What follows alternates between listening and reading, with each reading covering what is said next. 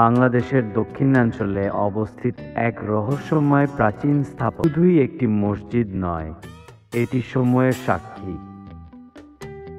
বলছি খুলনার বাগেরহাটে অবস্থিত ঐতিহাসিক ৬০ গম্বুজ মসজিদের কথা।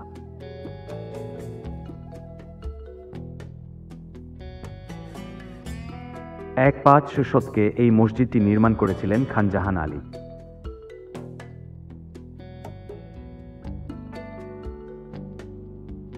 তিনি ছিলেন একজন সুফি সাধক, প্রশাসক ও সেনাপতি।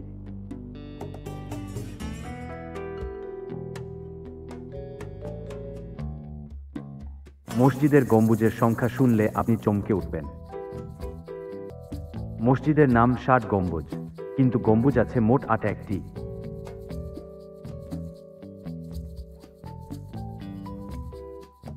তাহলে কেন নাম ৬০ গম্বুজ?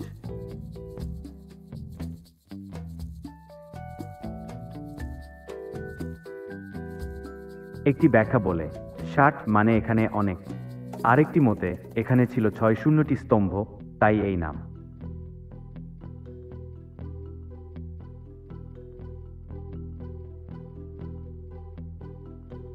মসজিদের নির্মাণশৈলীতে মিশে আছে আরব, পার্সিয়ান ও বাংলার ঘরানার ছাপ।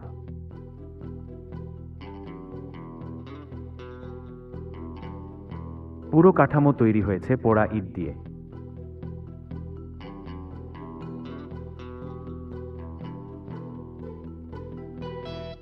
খান জাহান আলী শুধু মসজিদই বানাননি, তিনি গড়েছেন রাস্তাঘাট, পুকুর ও অন্যান্য প্রতিষ্ঠান।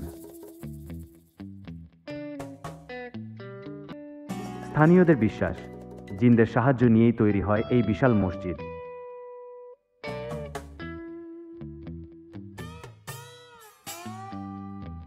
অনেকে বলেন রাতের বেলা মসজিদের ভিতরে শোনা যায় অদ্ভুত আওয়াজ।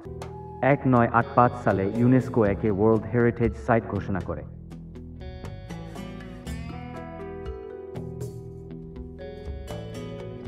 এটি এখন বাংলাদেশের এক ঐতিহাসিক ও সাংস্কৃতিক গৌরব।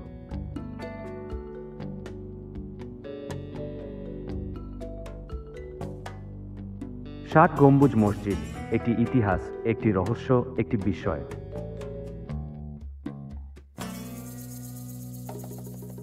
আপনি কি কখনো গিয়েছেন এই মসজিদে? কমেন্টে জানান আপনার অভিজ্ঞতা। ভিডিওটি ভালো লাগলে লাইক দিন, শেয়ার করুন। আর এচোস অফ ফেম চ্যানেলটি সাবস্ক্রাইব করতে ভুলবেন না।